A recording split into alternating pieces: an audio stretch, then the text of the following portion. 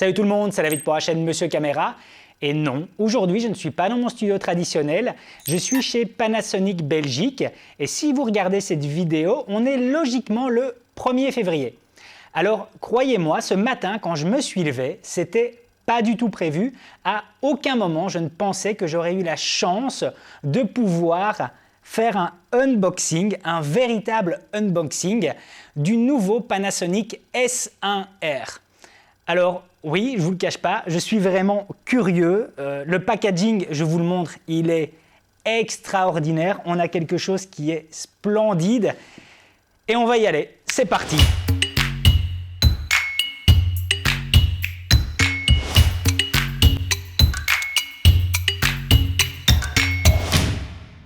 Alors, il n'y a vraiment rien de préparé. Ce que je vais faire maintenant, je n'ai aucune idée de ce qu'il y a dans la boîte. Je le découvre en même temps que vous. Alors, j'ouvre celle-ci. Voilà, déjà, on est parti pour un beau petit unboxing. Alors là-dedans, on retrouve quoi? Hop. Alors, ici, bon, on a tout ce qui est manuel, mais ça, on s'y attardera par après. Je mets ça de côté. Ah, c'est ceci ici qui nous intéresse. Voilà. Et ça c'est le nerf de la guerre, comme on dit. Oh là là là là là là là là. Ça fait quelque chose. On est début d'année 2019 et j'ai la chance de tenir le premier plein format de Panasonic, le S1R. Alors, on a déjà un supplément d'informations à l'heure actuelle sur celui-ci. Donc le S1R qui aura vraiment une particularité, ou en tout cas sera un peu plus axé photo, c'est un boîtier qui va nous délivrer 47 millions de pixels, 47,3 pour être exact. Et par rapport à cette petite spécificité, ils ont inclus un mode que je trouve génial et ça s'appelle justement le mode haute résolution et ça va nous permettre d'avoir une photo à 187 millions de pixels. En fait, le nouveau processeur Venus que reprend ce S1R va regrouper directement 8 photos, donc va prendre 8 photos de ce que vous êtes en train de cadrer pour les assembler et nous donner une photo à une résolution de 187 millions de pixels.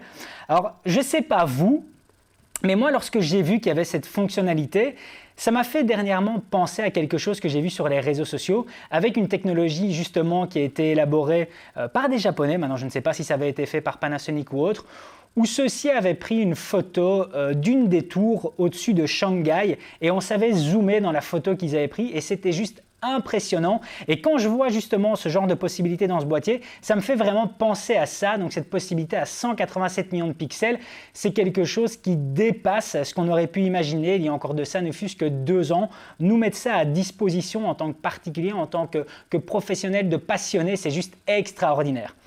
Et moi, je l'avais déjà vu à la Photokina. Maintenant, je n'avais pas eu la chance de le prendre en main. Niveau prise en main, c'est extraordinaire. C'est juste top. On a un boîtier, voilà. Je reviens toujours avec ça lors de mes tests. Moi, c'est important. Je veux quelque chose qui se prenne bien en main et c'est le cas. Je peux vraiment poigner pleinement dedans. Voilà, j'ai tous mes doigts. Mes doigts trouvent naturellement leur position. Et c'est marrant parce que j'ai déjà mes repères qui sont là. J'ai déjà ma petite roulette qui est juste ici, donc mon repère est pris. J'ai mon joystick de navigation qui est là.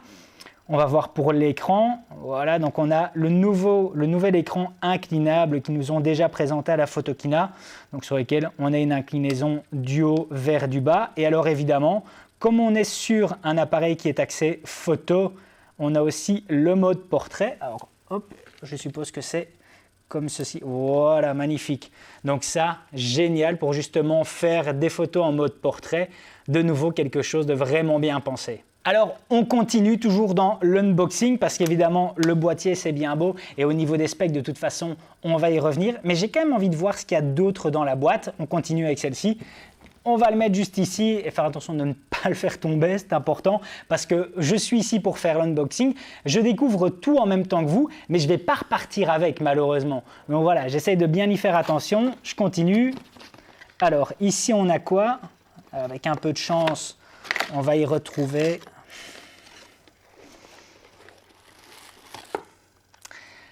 le 2405 directement signé Lumix, parce qu'évidemment c'est une nouvelle montre qui est proposée ici, la montre L, sur laquelle on va retrouver directement les objectifs signés Lumix, les objectifs propres à Leica, mais aussi les objectifs Sigma. Donc on va avoir un parc optique déjà assez impressionnant dès le début, tout en sachant que celui-ci va s'étoffer au fur et à mesure du temps. Et ici, un bête petit détail. Je tiens ici un 2405. Auparavant, je filmais avec du plein format. Et pour vous donner un petit point de comparaison, si je dois comparer ça au Canon 2405, je le trouve déjà plus léger. C'est du détail, mais voilà, ça c'est le genre de truc. On a la double stabilisation qui sera présente parce que cet objectif a une stabilisation optique en plus. On a la possibilité directement de locker la mise au point. On a quelque chose de top. Et il n'y a pas de miracle, hein. Quand la finition est là, quand tout est fait correctement, on ne sait avoir que des frissons. Alors évidemment, je suis avec le 2405, mais j'ai encore un petit bonus. Je m'écarte parce que j'ai aussi le 50 mm 1.4. Donc c'est-à-dire que dès le début, quand le boîtier sortira, nous aurons le 2405, le 70-200 et le 50 mm 1.4. Donc on a directement un line-up Lumix assez bien fourni, tout en partant du principe qu'on aura aussi tout le parc Leica et aussi le futur parc Sigma qui nous apportera voilà, quelque chose de complet pour directement repartir sur quelque chose de neuf et avoir une compatibilité et surtout une polyvalence complète. Je le remets à place, je continue pour la boîte du S1R. Alors, on continue le petit unboxing, donc on retrouve le pare-soleil du 2405. Alors, il faut savoir que dans l'idée qui est prévue par Panasonic avec la gamme justement Lumix S, c'est d'avoir un line-up de 10 objectifs qui nous seront dévoilés dans les 12 prochains mois. Donc, il n'y a rien à faire, on va avoir quelque chose.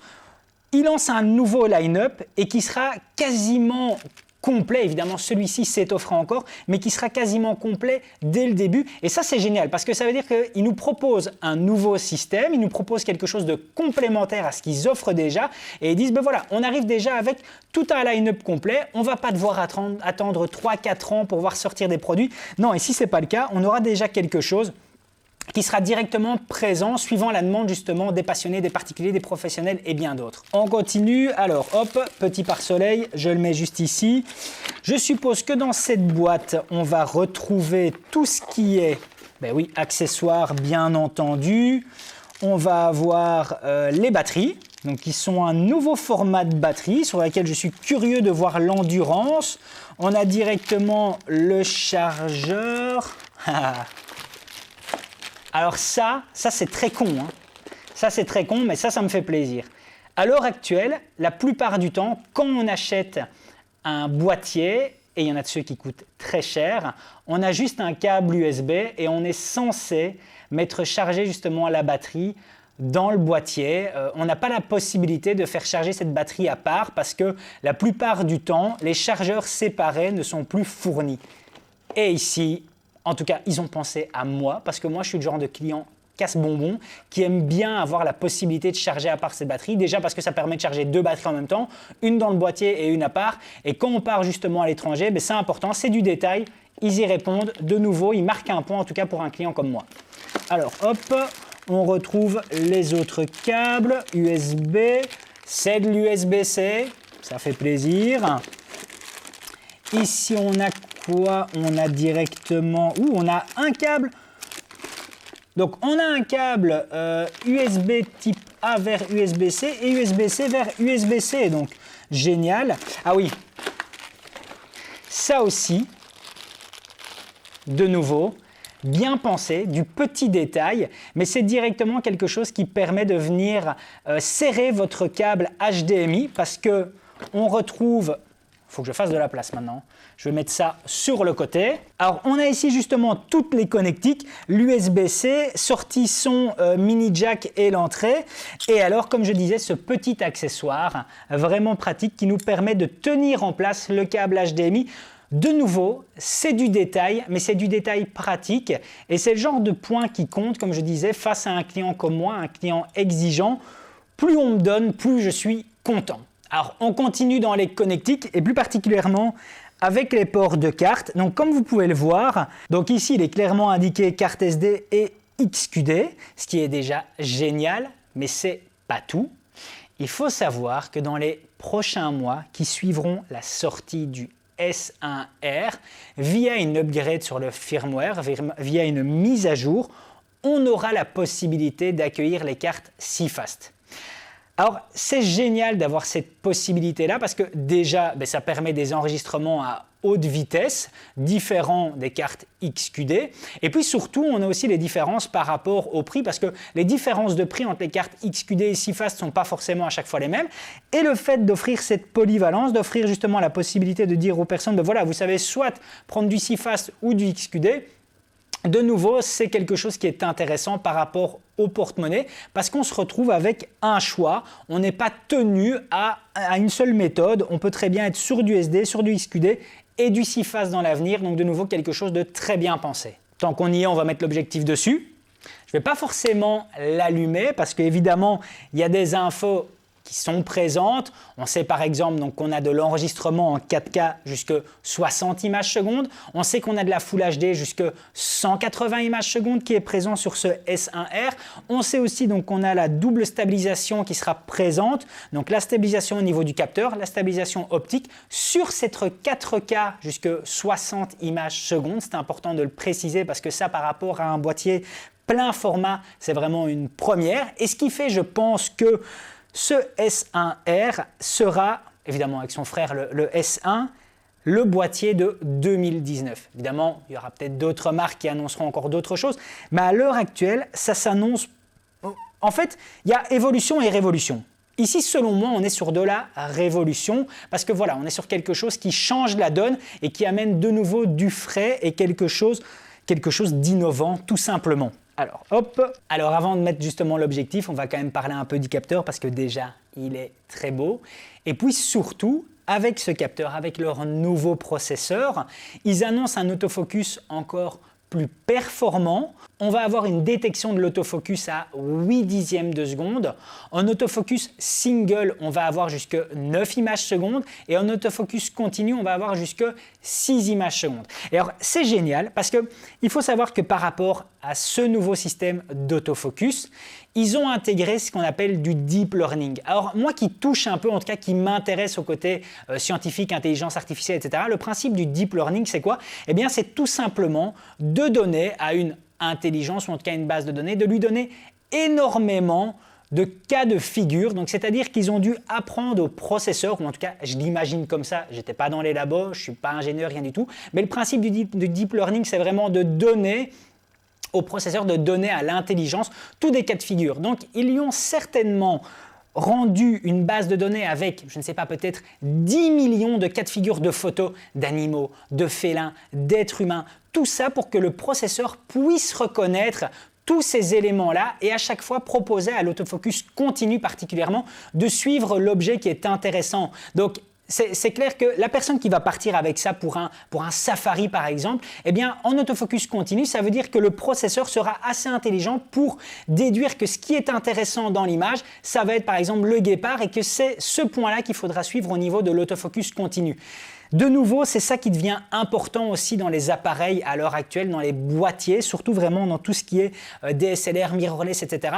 C'est à l'heure actuelle, le processeur prend de plus en plus de part dans cette intelligence artificielle et c'est important de le souligner car je pense que dans l'avenir, c'est quelque chose qui sera de plus en plus mis en avant. Alors hop, on va se faire plaisir, on va directement le mettre.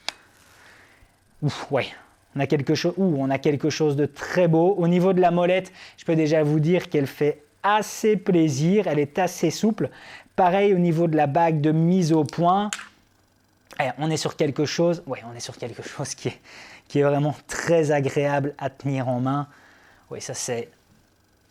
Je me vois bien en tout cas sur le terrain avec ça. Ça donne envie d'en savoir un peu plus et de pouvoir justement tirer de belles images avec. Je ne peux vous dire qu'une seule chose, c'est que je suis vraiment impatient de voir la qualité des photos, de voir la qualité des images vidéo que sortiront un boîtier comme le S1 ou comme le S1R ou comme le S1. C'est encore une fois, ce matin je me suis réveillé, je ne m'attendais pas à venir ici, je ne m'attendais pas à faire cette vidéo, donc je suis un peu pris de court. Comme je vous l'ai dit, je découvre le boîtier en même temps que vous. Je découvre aussi les informations que Panasonic m'a mis à disposition. Il y a encore tellement de choses que je veux découvrir sur ces boîtiers-là, mais que seule vraiment la prise en main sur le terrain pourra m'apporter comme réponse. Donc c'est du frais. On va continuer, on va se faire plaisir. On va déballer aussi le 50 mm parce que vu la boîte, je suis curieux de voir sa taille. Il est juste ici. Hop, le voici ici. Alors hop, ce 50 mm. Du détail toujours, mais le packaging il est beau quoi. Alors hop, tac, voilà, on retire ceci ici. On a quoi là-dedans? Ça doit être probablement le... Oh oui, c'est le pare-soleil. Ok, on remet ça à place.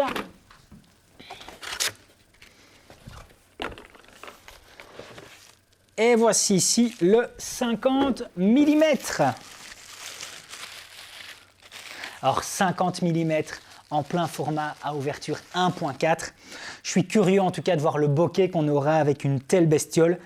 Et je crois que j'ai bien fait de dire bestiole parce que regardez-moi ça. Regardez-moi l'engin qu'on a ici à disposition. J'ai encore aucune idée de tout ce qui va être tarification, mais en tout cas d'un point de vue qualité de construction, je suis déjà persuadé que ça vaudra chaque euro qui nous seront demandés. Alors on a la petite... Ouh, de nouveau du détail, je suis un client exigeant. Quand on a une bague de sélection manuelle au niveau de l'ouverture, j'aime bien avoir ce petit clic. Alors, je ne sais pas, je vais me rapprocher de mon micro-cravate pour qu'on l'entende. Ça, c'est le genre de bruit qui fait super plaisir à entendre. En tout cas, pour un client comme moi, c'est le genre de détail qui fait plaisir à voir, qui fait plaisir à entendre. Et quelle machine! Quelle machine! De nouveau, tant qu'on y est, on va profiter. Hein. On va le mettre sur celui-ci ici. Voilà, tac, et on y va. Oh là là là là là là là là là là là là. Vous ne le voyez pas, hein, mais j'ai le représentant Panasonic qui est juste là à côté de moi. Et j'ai juste envie de savoir quand je vais pouvoir commencer à jouer avec ça.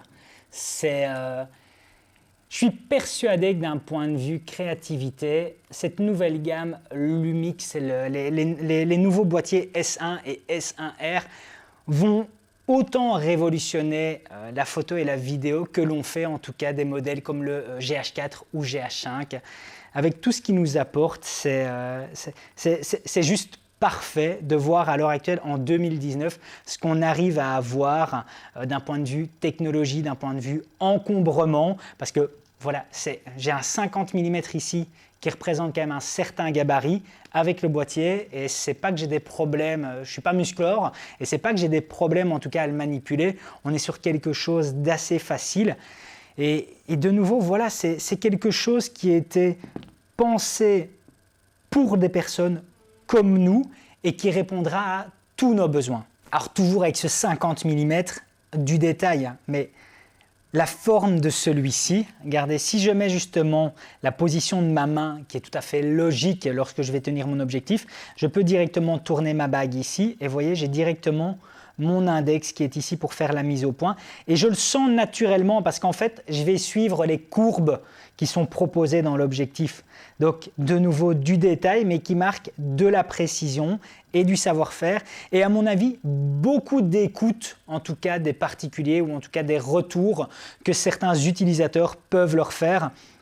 Pour moi, je crois que c'est ça qui est important à l'heure actuelle lorsque des marques développent un produit, c'est vraiment d'être à l'écoute des utilisateurs et je pense qu'ils ont vraiment été ici à notre écoute en répondant à pas mal de besoins. Alors au niveau des specs, comme je vous disais, je dispose d'un certain nombre d'informations dont je vous ai déjà donné ici les détails, mais pas forcément plus. Il y aura encore énormément à découvrir dans les prochains jours, dans les prochaines semaines. Mais de nouveau ici, au niveau de la bague, on va retrouver nos C1, nos C2, nos C3. Donc directement différentes configurations, que ce soit au niveau photo ou au niveau vidéo. Donc c'est-à-dire qu'on pourra très bien mettre de la 4K 24 images secondes d'un côté, de la 4K 60 images sur du C2. On pourra très bien avoir le 180 images secondes en Full HD sur le C3. Donc de nouveau, tous les modes sont présents et on a tout ce qui est aussi intelligence, que ce soit avec des modes panorama qui sont aussi présents. Donc on a vraiment quelque chose qui est complet. Et encore une fois, je l'ai ici, je fais le unboxing avec vous et j'ai qu'une seule envie, c'est d'aller tester tout ça. Maintenant, je ne sais pas quand je vais avoir la possibilité de tester tout ça, je ne sais pas comment ça va se passer, mais ne fût-ce que d'avoir pu faire ça avec vous aujourd'hui, cet unboxing, prendre justement cette exclusivité dans la main. Déjà, je vous dis merci car c'est grâce à vous qui regardez la chaîne que une marque comme Panasonic me fait confiance et me dit ben voilà David, est-ce que ça t'intéresse de venir découvrir? On a reçu le S1R ici en Belgique, est-ce que ça t'intéresse de venir le découvrir? C'est aussi grâce à vous, donc je vous remercie. J'espère que cette vidéo vous aura plu, j'espère que vous aurez ressenti l'excitation que j'ai eue par rapport à ça et de pouvoir découvrir tout ça avec vous. Voilà, j'ai eu la chance de découvrir le 2400. Quand je le prends, je me rends compte qu'il est vraiment léger. De découvrir ce 2405, le S1R, de découvrir des spécifications techniques en plus, de découvrir ce 50 mm qui est magnifique. Tout ça grâce à vous, donc j'espère que vous aurez ressenti l'engouement que j'avais aujourd'hui à vous faire partager dans cette vidéo. Si c'est le cas, n'hésitez pas à mettre un gros pouce bleu, ça me fait super plaisir. Et puis surtout à vous abonner à la chaîne pour être tenu au courant des prochaines sorties. À plus!